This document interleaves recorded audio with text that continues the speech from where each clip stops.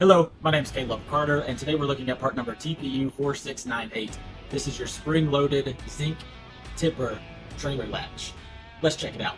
So this is your spring-loaded tipper latch, or slam latch, zinc plated so it's not going to rust up on you.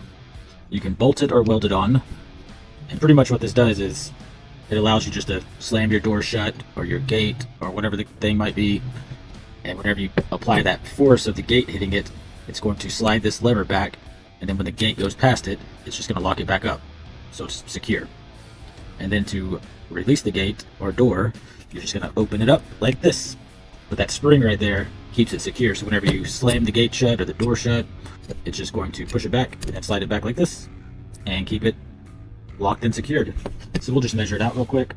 So the overall length is going to be about 7 inches. The mounting plate right here is going to be 2 inches